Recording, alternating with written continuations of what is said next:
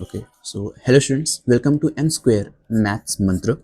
So basically, it's our lecture 14 of our course Number Theory, in which I'm providing you proper notes, question practice, so that you can score good in IIT exam, CSIR NET, GATE, and other competitive exams. And basically, myself, Ayush Gupta, I'm gold medalist from NIT Jaipur in MSc Mathematics. So let's start our today's lecture. So in today's lecture, we are going to see about the Euler's theorem, and we will also see the questions based upon the Euler's theorem. Basically Euler's theorem का use हम लोग congruence के questions को easy way में solve करने के लिए करते हैं. फॉर एग्जांपल, अगर मैंने कहा कि 3 power 1002 which is actually modulo like 1002 with modulo 10, तो ऐसे क्वेश्चंस को जहां पे बहुत बड़ी पावर आ गई तो हम इसको कैसे सॉल्व करेंगे with the help of theorems. So first of all right down the definition. So write down the heading Euler's theorem. इसमें लिखिए basically if n is always equal or greater than 1 and the GCD of a comma n is always equals to 1 where a is nothing but a integer, then in this case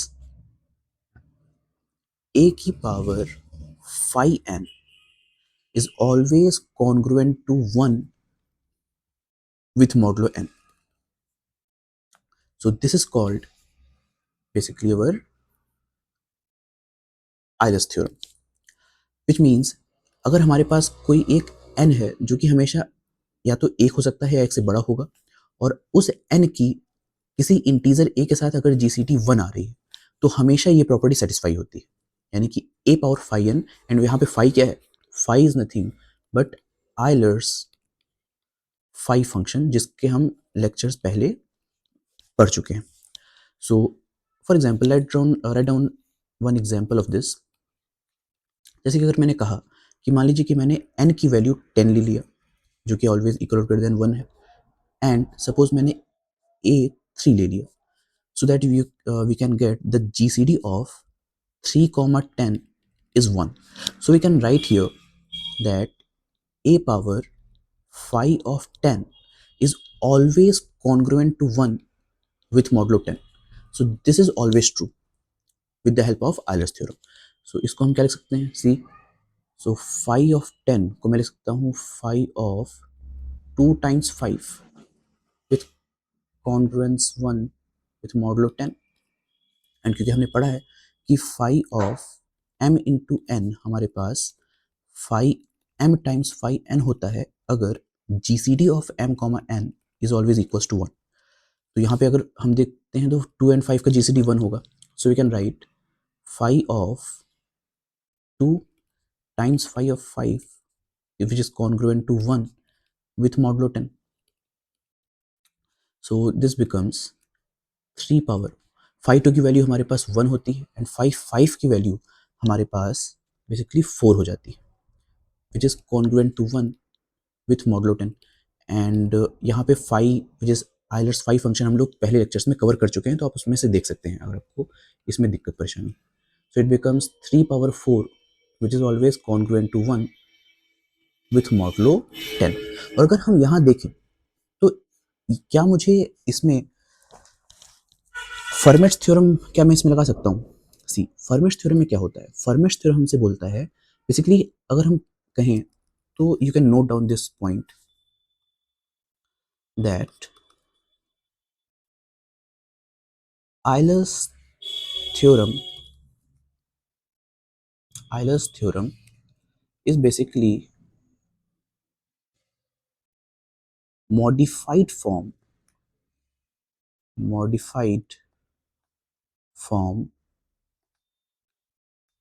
of Fermat's theorem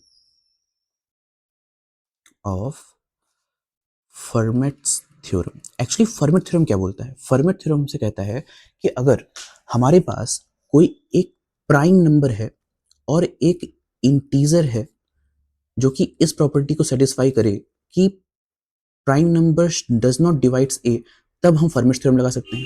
but Euler's theorem ने क्या किया, Euler's theorem में थोड़ी हमने conditions में थोड़ी छूट मिल गई. फॉर एग्जाम्पल आयलर्स थ्योरम हमसे कहता है कि हम कोई भी एक n ले लें जो कि हमेशा बस इक्वल और ग्रेटर देन 1 हो। अब वो प्राइम नंबर भी हो सकता है कि वो प्राइम नंबर नहीं भी है। तो इन दोनों ही केसेस में हम इसको अप्लाई कर सकते हैं। Okay, so write down one question based upon the Euler's theorem first of all. So question number 1, like अगर मैंने कहा 10 लाइक 3 पावर 1002 विथ मॉडुलो 10, हमें इसको सॉल्व करना है with the help of Euler's theorem. So let's see its solution first. See, मैं इसे कैसे लिख सकता हूँ, 3 पावर 1002 अंडर मॉडुलो 10। तो अगर मैं यहाँ पे बाई आयलर्स थ्योरम लगाऊं, मीन्स आयलर्स थ्योरम अगर मैं यहाँ पे लगाने चाहूँ तो कैसे लगाऊंगा। देखिए, ये हमारे पास 10 है, यानी कि n की वैल्यू हमें 10 गिवन है, which is always equal greater than 1, and definitely the GCD of 10 comma 3 is equals to 1. So by Euler's theorem we can say that 3 power 510 which is congruent to 1 with modulo 10, and अभी हमने देखा था कि 510 की value हमारे पास 4 आई थी, तो मैं इसको लिख सकता हूँ यहाँ से which implies that 3 power 4 which is congruent to 1 with modulo 10। तो अब अपने क्वेश्चन में मैं जहाँ कहीं भी 3 पावर 4 देखूंगा उसको मैं 1 से रिप्लेस कर सकता हूँ अंडर मॉडुलो 10, यानी कि मॉडुलो 10 की दुनिया में। So write down the question now. Question में हमसे कह रहा था कि 3 पावर 1002 अंडर मॉडुलो 10, तो इसे मैं लिख सकता हूँ in the multiple of 4, that 3 power 4 into, so it becomes 4 दूनी 8 एंड 4 पंचे 20 और plus 2, now it becomes under modulo 10. So this can be written as 3 power 4 whole power 250 times 3 power 2 under modulo 10. Now this can be replaced with 1. So 1 की power 2050 into 9 under modulo 10. So it is only 1 and into 9 under modulo 10. So definitely अगर मैं यहाँ पे 10 से divide करता हूँ 9 को, तो डिमीटर हमारे पास 9 हो जाएगा. That's why 9 is our answer. Okay, clear? So write down one more question. और इस क्वेश्चन में हमसे ये कहा जा रहा है कि solve 5 power 208 under modulo 11. Okay, so now pause the video and try to solve this question by yourself, then see the solution. Okay, so now I'm going to solve this question. See, so in this question if I see, then 5 is a basically value of a and n is basically 11 which is always equal or greater than 1. And अगर मैं यहाँ देखता हूँ, then GCD of 5 comma 11 is 1, so I can apply our Euler's theorem here.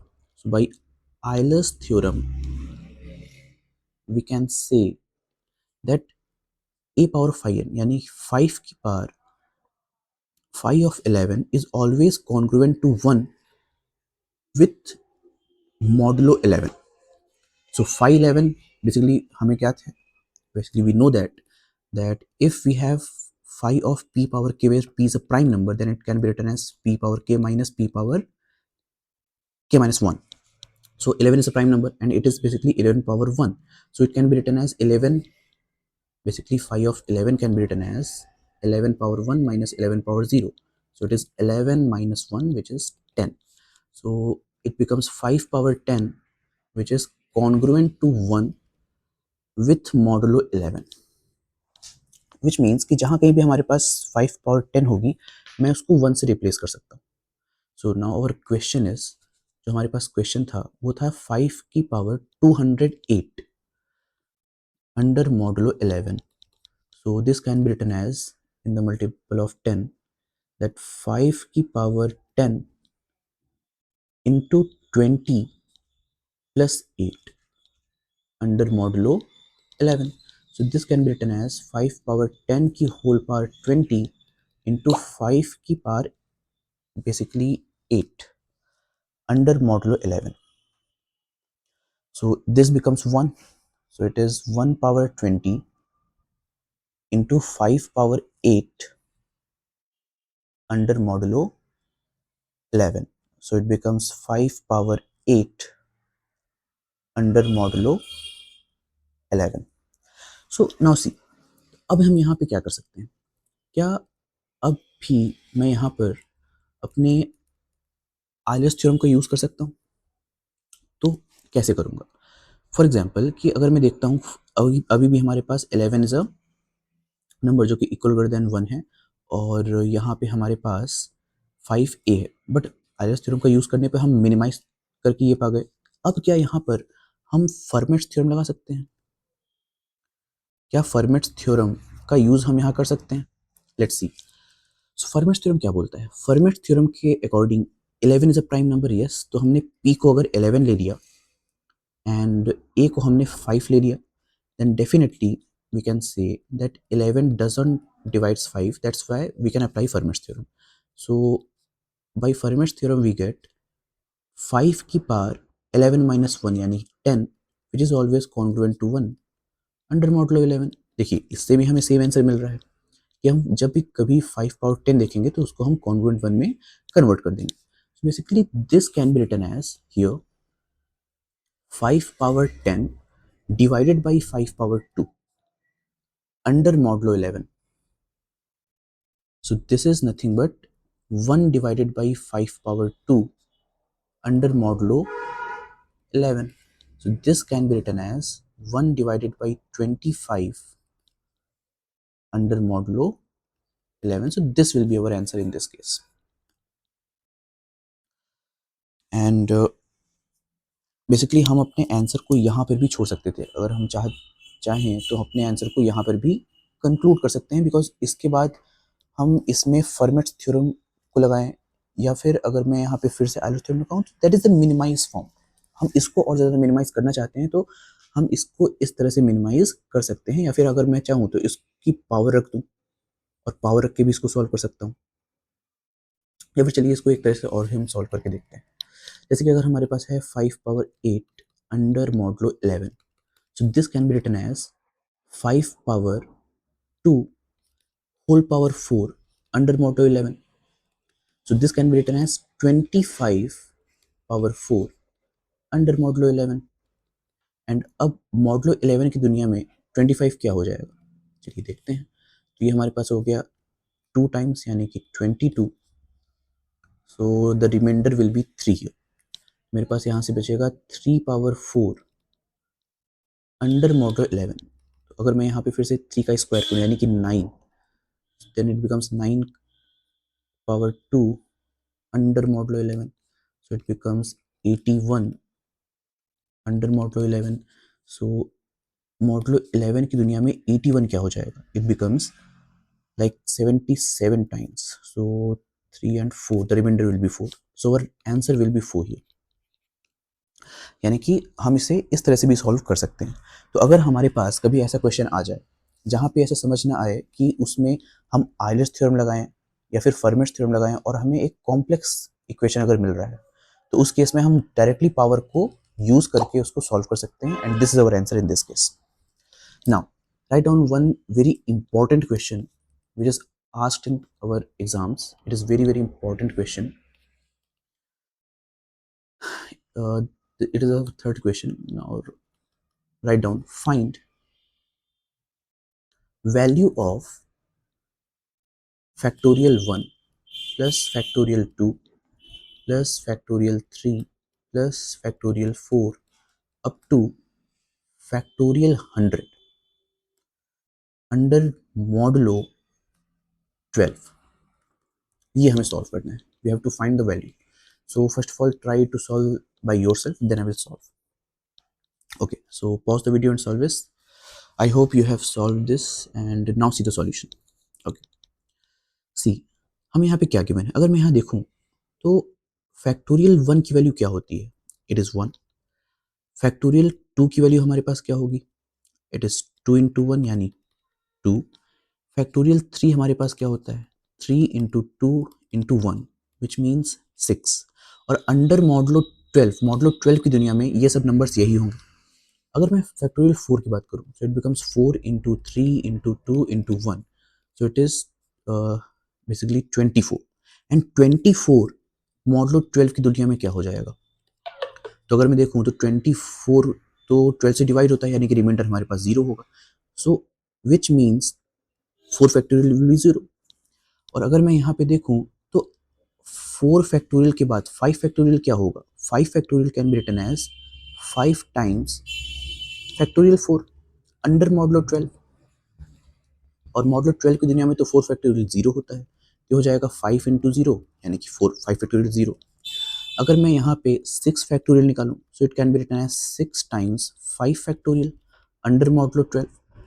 So modulo 12 की दुनिया में 5 factorial 0 होता है, तो यहाँ पे हो जाएगा मेरे पास 6 इंटू 0 विच मीन 0।